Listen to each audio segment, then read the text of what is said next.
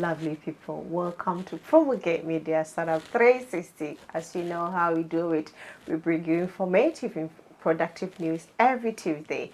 Today is another Tuesday. We are here with one gentleman, a very brilliant gentleman.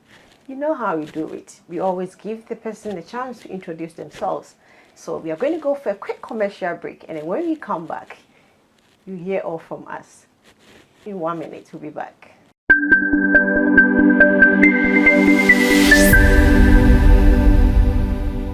Welcome back. I am Dr. Salman Dalvi. Yeah. I am currently the head or the chief executive of the global region. Who is Dr. Salman? Now, this is a very interesting question to me, okay, and to everyone else. Yeah. Who I am? I think I'm a Pan-Africanist who loves his Africa. Wow. Been very, very fortunate to grow up in multi-Africa in the 60s and the 70s, from Tanzania to apartheid of South Africa, parents thing. And what I do, I try and hopefully try and help people to save lives. Wow. That's what it's about, is serving people. That's very good. So how long have you been a doctor? Was this something that you wanted to do growing up, or it just came as you growing up? You know, I've been in the field of healthcare medicine now. This is my 39th year. Wow. Interesting. Yeah. Specific, like what specific position have you been already? So I started initially in formulations and pharmaceuticals and research and development over there, and moved on studying and developing and researching, and we drove onto an idea of we have trillions and trillions of cells as humans, and every time you went, and that little notion of why can't these cells be used to help ourselves? Okay, we should regenerate in anything, and that's what's led to where I am today. Wow. So interesting. So Dr. Salman, let's pick it from this angle. We know about stem cell, but for the benefit of my listeners or my viewers who doesn't have any idea what stem cell is, I want you to explain it to me. What is stem cell? Okay, so stem cells are the body's building blocks. These are the cells that each one of us has. We've got trillions of cells that keep multiplying. From the day you are conceived to the day you die, these are responsible for our running of the body, okay? Whether the heart muscle is functioning, or the eyes, or your diabetes, or your blood system, cardiovascular system, your neural system, all of that, stem cells are involved. And the idea is these stem cells regenerate all the time. But what we think it's within us to heal ourselves. Wow, interesting. So like you said, the stem cell regenerate. So when it comes to stem cell regeneration, what is it derived from, the stem cell? So all the stem cells are within our body, okay? We're with skin cells. We have got cells in the peripheral blood, in our blood system. We have some of the best stem cells in the placenta. Yes. Okay. Something that we kind of think that after a birth, it's the afterbirth is thrown away or is buried in African cultures. For about 9 minutes after the baby is born, there's a lot of good blood left. And that good blood is not the dirty blood, it's good blood which was feeding the baby. Okay? That blood can actually go and save lives. Okay. So you mean after birth, the cord that we cut and throw away? You cut the cord, okay, and then the placenta comes out. The placenta comes out, In that placenta, there is enough blood left, and on the outside of the placenta, there's tissue that can both be used. It's got very, very good stem cells, good quality of stem cells So that are that there. tissue contains stem cells. Yes. That can be used. It can be used to save lives. Wow. Yes. And wow, interesting. So like how does it operate? Like if you take that stem cell out of the cord, in terms of at which point do you use it to save lives? So let's look at it like this. Let's go to the basic of it. Yeah. Okay, let's Sorry. so we used to treat people with cancer, okay? And we used to ask them to say, okay, can you be a donor? Okay, a cancer Okay. or blood donor. Okay, yeah. And then what they would say, and you'd say bone marrow. You would use the bone marrow yeah. because it's the same cells. Okay? Like leukemia, then you get a blow. Yeah. So you take an injection or a syringe, and they would aspirate from your hip bone, and you would need about 1 liter of stem cells, and those stem cells had to be matched with another person. Yeah, so you can't just take it from one person and give it to another person. So if you are a person of Arab origin, you will only be matched with mostly an Arab person. So if you are, and I'm not trying to be communal over here, okay, but if you are a Hausa, okay, from Nigeria, you need another Hausa from your same tribe. Okay, if you're an Ashanti, you would get it from Ashanti. So getting that, no one saw that prior to 1988. No one saw that could be the way that they are matched. So, Dr. Salman, as you mentioned earlier, that the stem cell has to match from a specific group of people. If a person like I'm an Hausa and I need a stem cell, how long would it take to get the person that matches mine from our Hausa tribe? And in terms of the saving, what does it take for you to get the exact match to save my situation? Okay, so the problem has been always with our communities, whether they are African or Asian communities.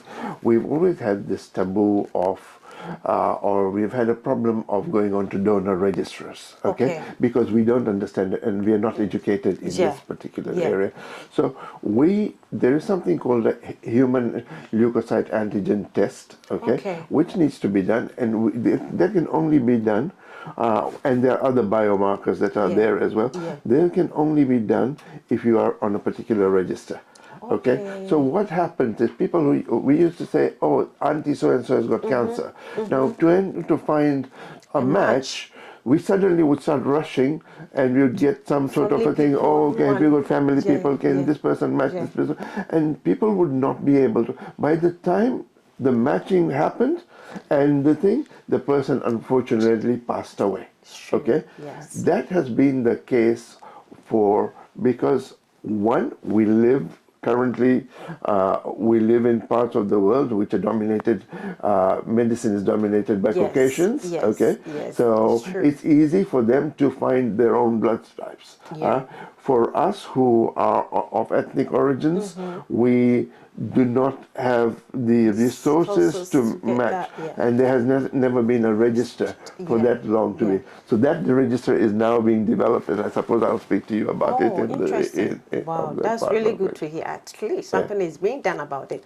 But for how long has it been in existence for the stem cell and then the cellular medicine? And what is the difference? The difference is the regenerative medicine and then the stem cell medicine. What is the difference? So the stem cells regenerate. So the terms is, again, Americanization. You're using the terms regenerative medicine because you can use different types of stem cells, not only from the womb or from the placenta. You can use it from your own blood. The cells in the blood, you've got very small embryonic-like stem cells, which are there in the blood, peripheral blood stem cells. You can use skin cells. You can use tissue, you can use umbilical cord tissue, you can use the amnion and the chorion. So there are different types of stem cells from different parts of that you've mentioned. So, and they can all be used to regenerate different types of bodies.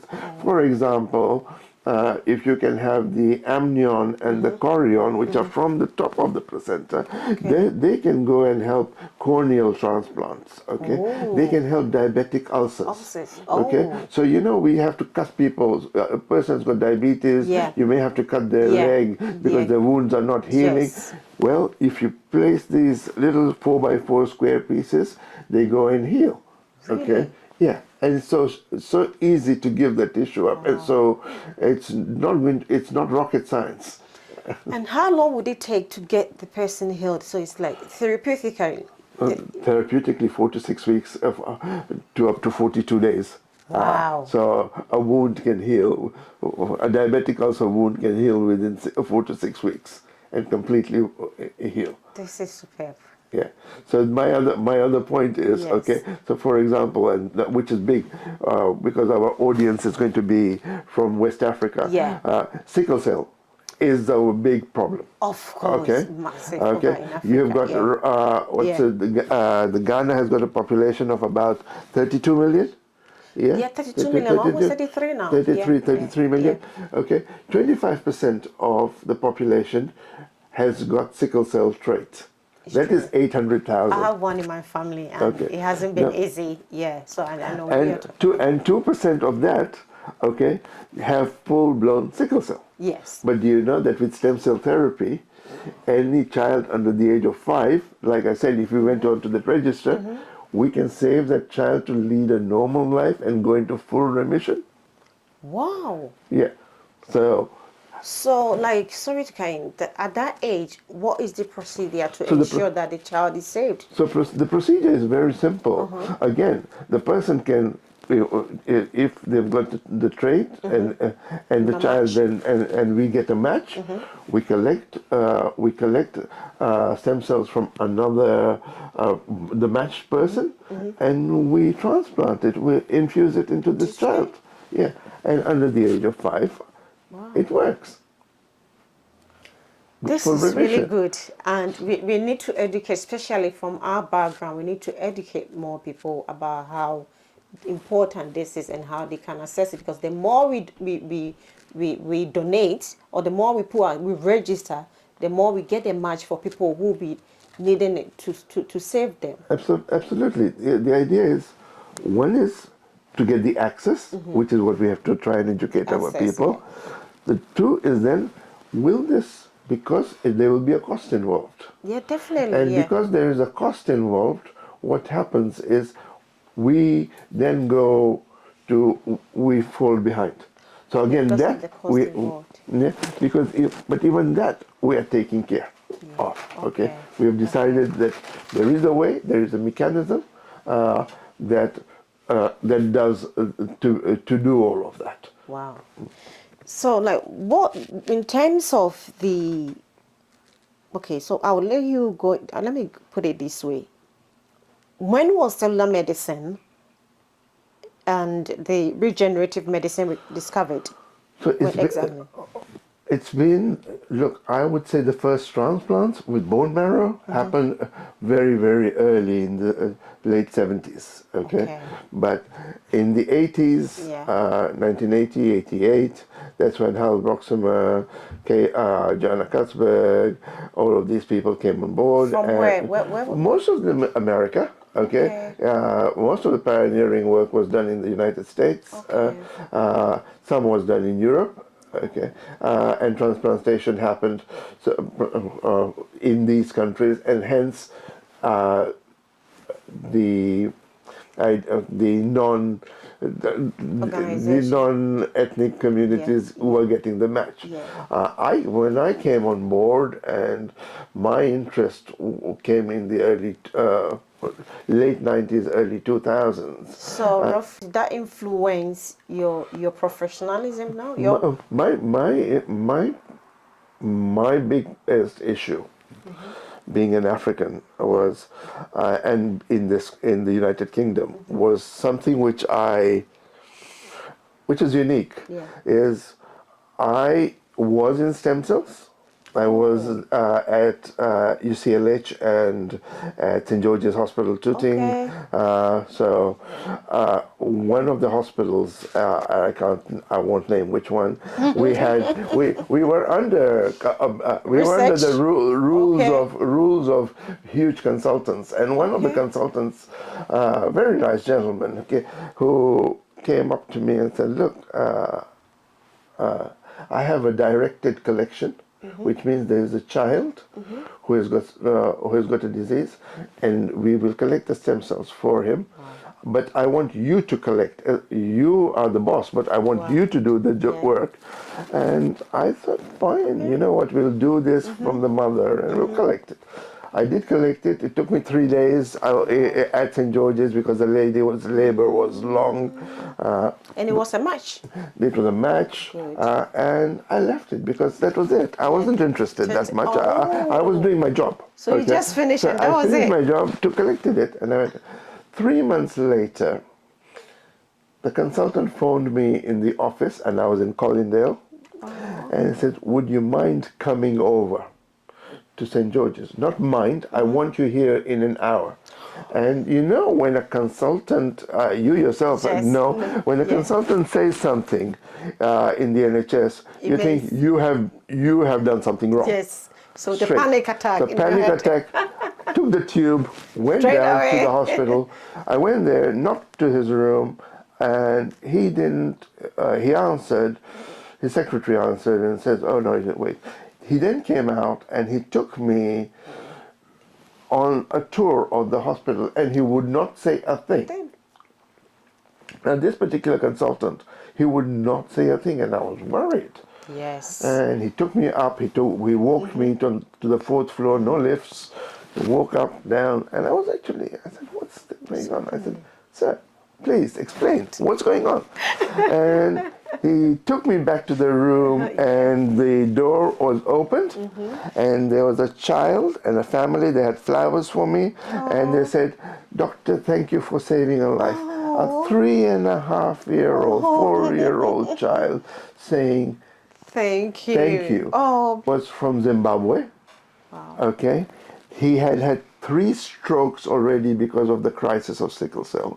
And we had done the transplant, and the transplant was successful. So that was the transplant you did? Yeah, that was that one that I had stayed in the hospital. And I said, wow, if I can save this life of a 3.5-year-old child, why should I not work with this and develop it for African people, and we can try and eradicate this sort of disease within our people. Yes. Why don't we do it? But every time it came to it, the NHS has no funding. Okay.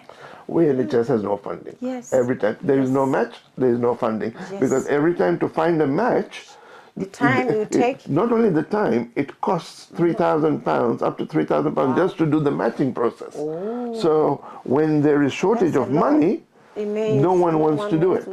So we've got young children suffering, young people suffering and dying, where it can actually be resolved. And because the donation is free, but everything else costs.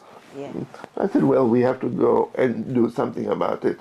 And I did. I served as the director of the Global Cord Blood Association and Stem Cell Association. I worked on that. I worked with the organization. But wherever I saw, it was very easy to find matches for Caucasian people, but never easy for African and Asian people. Yeah. I think sometimes our understanding and the way we learn information, we need to be educated. If we don't really want to search for information. We don't like asking. Even when we are being told, we try to find stigma against. Exactly. Yes. So you know what? Exactly. The mother-in-law syndrome. The mother-in-law syndrome comes in. Oh, I can't donate because my mother-in-law said no. Said no because you know. But then my church says you don't do this or that. Yeah. But all church leaders and all religions have said yes. You can do it. Wow. Religious-wise, there is Yes. no issue. The religious-wise, the issue which we face as religious-wise issue, what we face is we are told we should bury it. Okay, that is the tissue Yes. should be buried. Okay, so after the blood is collected, That has been done since. We didn't know the use, the benefit of it. no, but you can draw the blood out and then bury it. Yeah. But what do? We have children in this hospital in this country. We never ask them for the placenta to take it home and bury it. We just give it to them to incinerate. Yes. Okay, so what are we doing? Some even eats it. You know that. Yes, they make capsules. Yes. They make capsules. Yes. Yeah. So, Dr. Selma, tell me, what do we have? Why do we have Global Regenerative Medicine Society, and why should people pay to be members of that society? So, the idea is very simple. Yeah. There are costs involved. So we would like the Global Regenerative Membership. You are a member of a society. It's for you. Yes. Okay. So you are paying a membership fee, but after you've paid the membership fee, what you are doing, if you need stem cell transplant, your biomarkers, you're paying for getting your biomarkers tested. Okay. So you already have that. The funds set up for you already as an individual. As an individual, so if you are to need stem cells, or your family is to need stem cells, one is you are already marked. You already know that you are there on that register, and you have already matched. Your matches, the time it takes, the 3 weeks, the 4 weeks, the 6 weeks, we will already do the matching, and we'll already keep it ready for you. So if you were to need treatment, we will obtain the sample for you that you need for your treatment and make sure you get the full and pay for the costs. Okay, so let me ask this in a way that my community will understand. When you are a member, it means you are covered, not only you, but with your family as well, including your family. Well, your whole extended tribe. Yeah, good. And so it means once you've paid your membership fee, we've already searched for your match within the community for you. So you have a match already. So no, what we do is we do the Selma, I won't cut you. We are going to go for a quick break. And then when we come back, Mr. Selma is going to answer the question that I just put for him. We'll be back in a minute.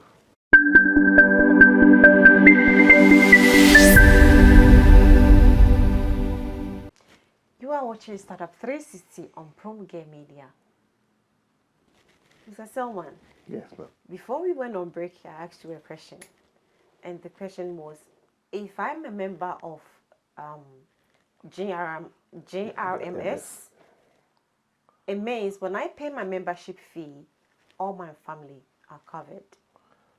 And also my match is already set in the system. So if anything, in case of any uncertainty, I have a match already. So I don't need to be asked to pay any cost or source for any match again. Is that the case?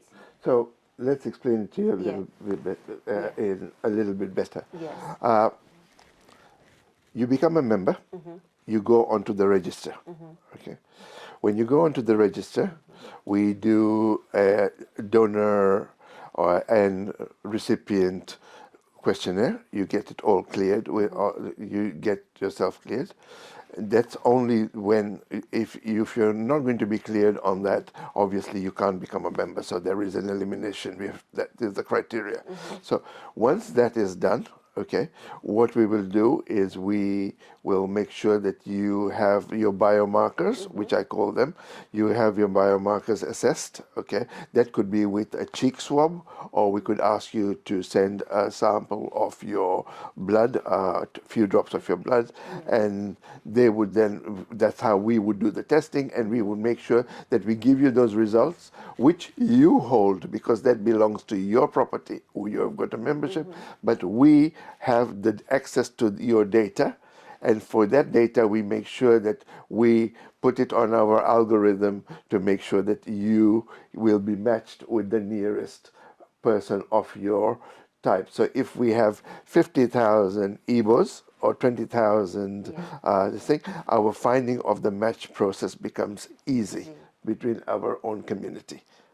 So whether you're, again, if you're of a Tanzanian origin, you're of South African origin, you're of Indian origin, we can, and these days you have mixed marriages, okay? Because so we will get all of that tested with and get that ready for the people. Good.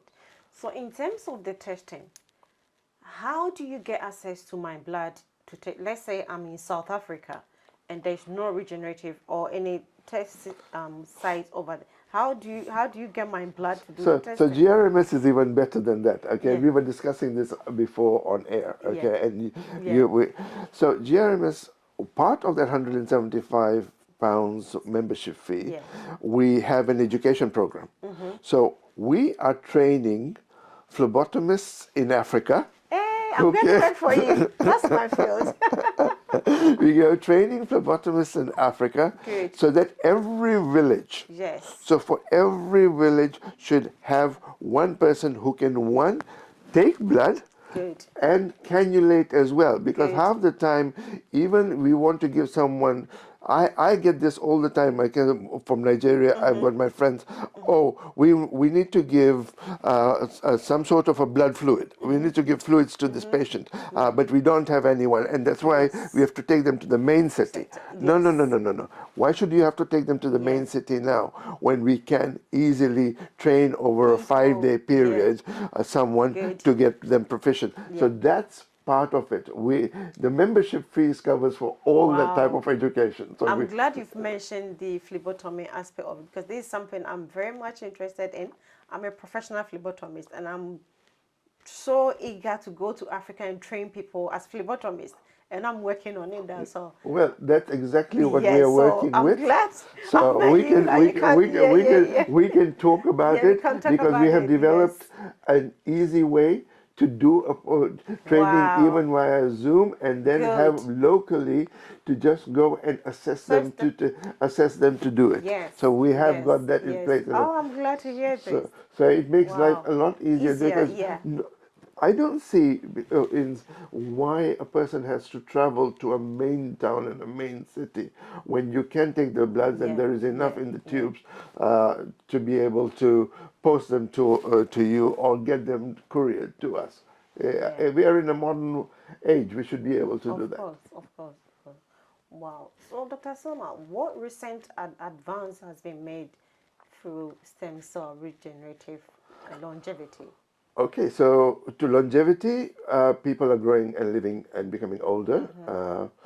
With stem cells and with good healthy living, we can increase the lifespan and have a healthier lifespan. Okay, so but advances in the medicine are for diseases like Alzheimer and dementia, where we can use, which are being used. And there is another advance not only on longevity, but there is an issue, not as much in Africa, but globally, of infertility. Okay, infertility is a big problem. Okay, perimenopause, women going into menopause in the early age is very easy. Not having children, well, stem cells we have got exosomes and cytokines that can look at that area of that, and those developments are coming. So there's over 6,000 different clinical trials that are happening currently with stem cells, and we hope that these will become regulated medicine in the next not too distant future. So within 2 to 3 years, we're looking at a lot of developments coming through. A lot of the reason for these therapies not coming into becoming regulated therapies is there is not enough regulators to regulate. So a clinical trial may take 3 to 5 years, but then by the time it goes to the loopholes, because of COVID, things have been delayed. That's why regulators are taking time. So is there any measures implemented or put in place to facilitate the speed of regulatory? Is there anything being done? That depends on governments. Okay. That's the FDA and MHRA Yeah. and WIT in the UK and local governments. So, but I would always like to tell and make sure that you. There are people who say that, oh, I can cure the stem cells. Till it is regulated, please do not take part Yeah. in it. Okay, Yeah. don't waste your money on something that is not regulated. Yeah. Make It's always sure got to be do regulated. your research work, Yeah, homework yeah. before If you want, and that's part of what we do. If Yeah. you're a member, you can you all you have to do is, oh, I think I need this. You can get in touch with our team. Our team will then come and explain it to you whether you really want it, because Yeah. your Or do you membership is even need it? yeah, or you even need it. Yeah. Absolutely. Yeah. Yeah, because there's a lot of people in there. Yeah. You know, we've got with stem cells recently. There's a trend, and male fertility, female fertility, and people who want children. Children, Okay, yes, yes, because yes. there's a problem with IVF Yeah, and there not are getting IVF challenges. Yeah. funding. Yes, there's money involved. The exosomes Yeah. is doing that, and people can go all over the world. They can go to the Cayman Islands, but these Yes. therapies some may not be regulated. So let's look for regulated therapies. Wow. In terms of the healing part and the process of stem cell regenerative processing, like healing stages, in terms of the process of the processing period of applying the stem cell before and after, are there advantages and disadvantages? Every therapy, every medicine has got its disadvantages and its side effects. Okay, the idea, but what was 10 years ago, engraftment sometimes was successful, sometimes was not, but that happened with organ transplant as well. There are those disadvantages that may be there, but they far outweigh the advantages. Okay. Okay, so again, looking at costs, and I try to bring cost because affordability is something very important. In the UK, something might be 50,000, 70,000 pounds for stem cell therapy, whereby it can be reduced to 7,000 pounds if it was done in Africa or India, because the product, the donated product is there, and the way you do your treatments, you do it in unfortunately, hospital stay in these countries are very expensive. We have got the bed space in the countries. In the countries, So we need transplant centers over there.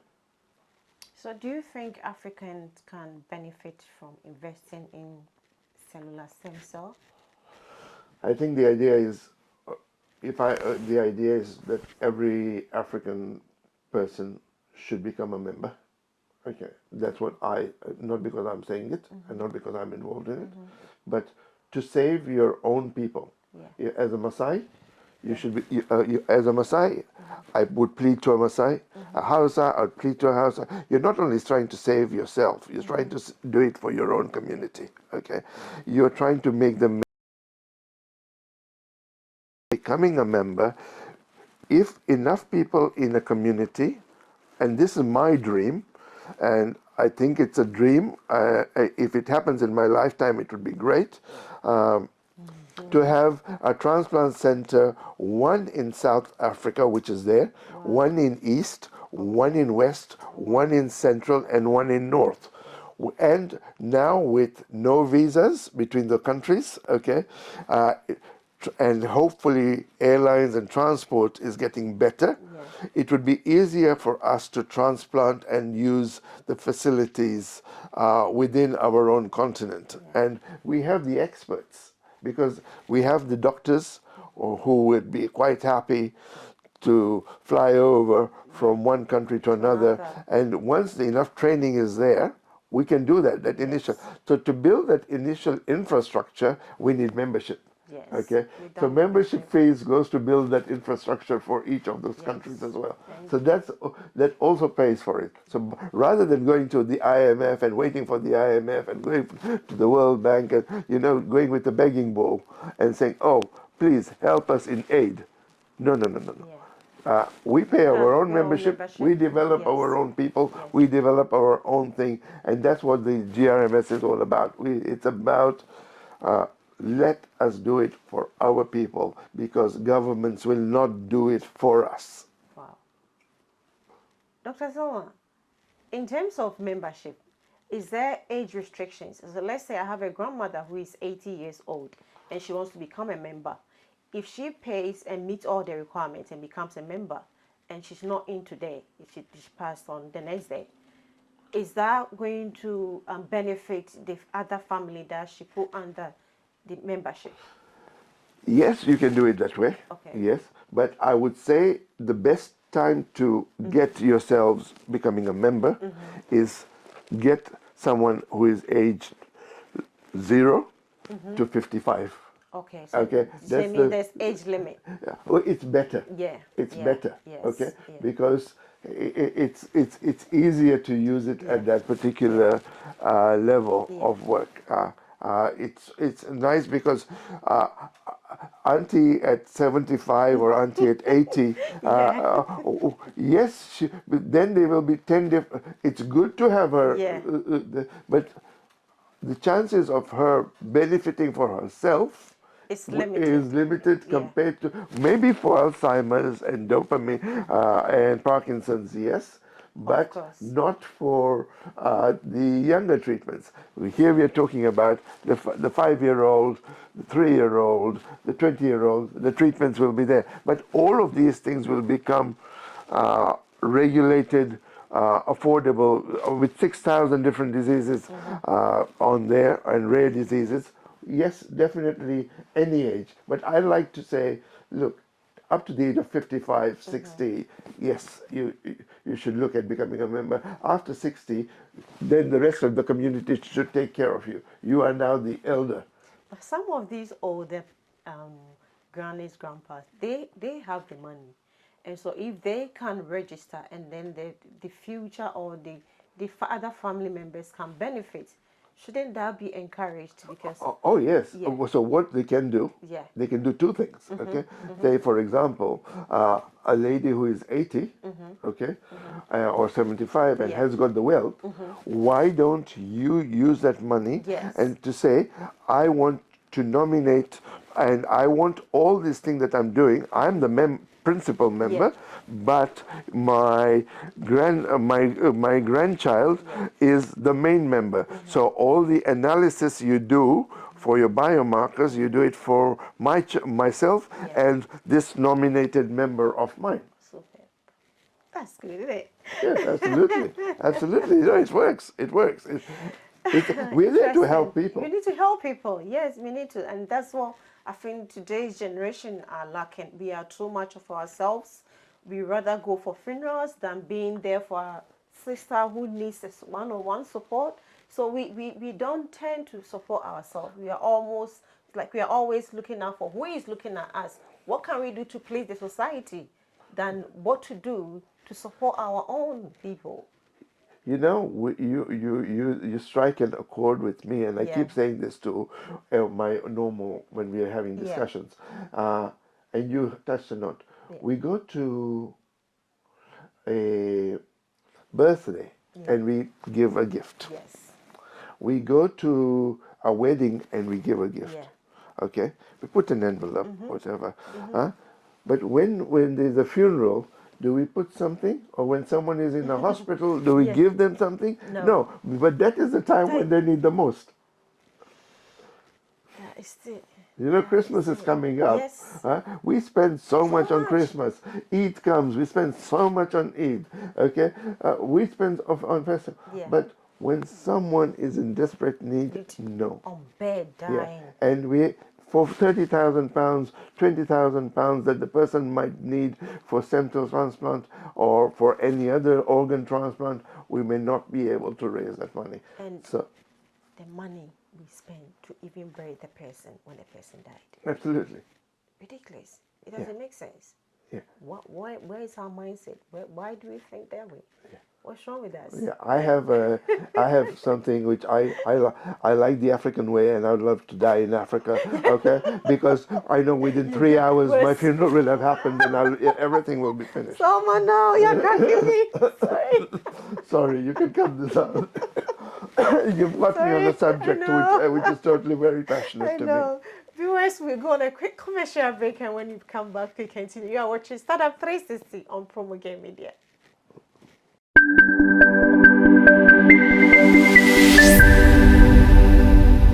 Welcome, viewers. Welcome back to Promogate Media. You are watching Startup 360 with Dr. Salmaan Dalvi. He is the CEO of Global Regenerative Medicine Society. And I'm sure you're happy with what you've heard so far. We are going to give you more information about how to contact them, how to reach them for any information about your membership, the benefit, and where to go if you need any such on a lot. And I'm impressed of what you are doing. Like, God bless you. And I pray that you and your team keep having the support that you need to keep helping this generation, because a lot is happening. But aside of all these that researchers has found out and the support that you've put in place, in terms of natural way of living, do you think there are things that we have to do in order for us not to go into medical terms of support for ourselves, but to live in a natural, healthy way? Which is the basics of life, okay? And people are, I think we eat organic, and I'll go back to, I like to quote, okay? I would, our leaders, and in the 70s, and maybe I'll take Tanzania as an example, Mwalimu Julius Nyerere of Tanzania said agriculture, self-reliance through agriculture, okay? He developed the thing, eating the basic foods, okay? We have a fertile land. Cultivate our fertile land, eat our own indigenous food. Eat the right way, drink the right way, okay? Don't overfill yourself. So you know the idea of 1/3 air, 1/3 water, and 1/3 food. Okay, and that's not possible these days. These days we don't do it, and we mix. Okay, so if we are to look at, and we don't want to go and talk about the discussion of jollof rice and whether it's from Senegal, you like Ghana jollof or Nigeria. We don't want to go to that, but the question is eating basic, okay, and eating right. I see sometimes, fish, if you can tolerate it, your maize meal or cassava flour, what you call fufu, we call it ugali, and pap. Okay, all So those things are good. What we mix it with, if you're going to put too much fat on it or things like that, that's going to cause you cardiovascular disease. Okay, but if you can live on what is essential, okay, and what you really need to eat, and because you are what you absorb, and you are what you can digest.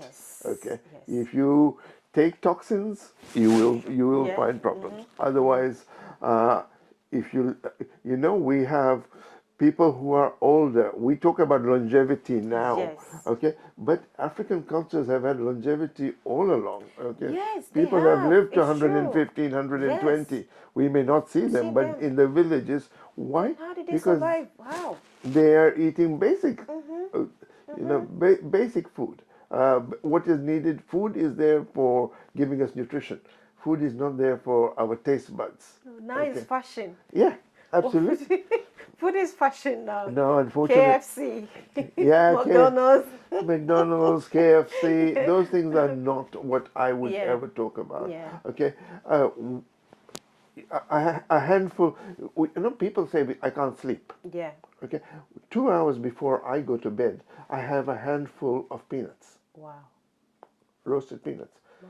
That helps me go to sleep Sleep. because the ingredients in that The it may nutrients. induce my sleep, my Wow. melatonin. So Oh. why shouldn't I do basic? Why shouldn't I do basic? That I've picked it. Yeah. Thank you. It's Thank you, Dr. Salma. But before you go, this is our last question. What ethical considerations are associated with the use of stem cells longevity research of treatment? okay. Ethically, it has got to be regulated. Okay, which is what it is. Yeah. Don't go to anywhere on uh, which is not registered. Yeah. Okay. If you are looking at a clinical trial, go to clinicaltrials.gov Yeah. and you'll find a lot more information on Yeah. there of a particular clinical trial that you're looking for. Yeah. Don't go unnecessarily. Donation of stem cells, you can get donations with NHSBT in the UK and in your national governments that they are there. You can do that through your National Blood Donors Association. And obviously registering with ourselves, we will make sure that if you are a member, we make sure that you know what is available. So you can ask 50 questions, 100 questions, whatever is your need. Yeah, ask, research, very, very important, okay? Because unfortunately, there are unscrupulous people who Oh, yeah. want to make money, okay? And it's very easy to make money. Oh, of course. These days, social media, Yeah. it is. Yeah. Right, Dr. Salma. So, if you would have to recommend one book for someone who doesn't have any idea about stem cell, what book would you recommend? You know, there's a basic book, very, very basic, available by Dr. Neil Cunahan. Dr. Okay? Neil Conner. Cunahan. Okay. It's What Are Stem Cells? It's a Okay. small booklet. Okay? Okay. That is a good, easy read. Okay. Okay, it's more like an education. It's the idiot's guide, if I may call it. Okay. But Neil's done a fantastic job in getting that book, and it says what are stem cells? Available on Amazon, obviously, available in many media channels. But yeah, I would recommend that. Thank you. Before you go, I would like you to tell my community where we can reach you, your website, your social media handles, in any form of support if somebody wants to access from Yeah. your community or your company. How do we reach you? Yeah, our organization, the Global Regenerative Medicine Society, has got its own website, grmsociety.com. That is the best place to visit. Otherwise, you can research my name on LinkedIn, and I'm quite happy for people to get in touch with me personally on LinkedIn and be able to share where I can share, and I'm quite happy to advise. Okay, advice is free. I don't charge for advice because it is there to help our communities. It's to educate people. The best way would be to go on our website, which is grmsociety.com. That's what I would say. And thank you very much. Thank you, viewers, for spending time listening to us and taking note of everything that we discussed today with the CEO of Global Regenerative Medicine Society, Dr. Salman Dalvi. Before we end this program, I would like to acknowledge our sponsors, Promulgate Media, Startup 360 by Safe Home NGO, Fashionable African Marketplace, and SS African Mills. Thank you so much for being there for us. And also, all our startups in Ghana, we say keep working hard and we'll keep supporting you as much as possible. We love you. Thank you. My name is Nana Adwasika. You just finished watching Startup 360 on Promulgate Media. Love you.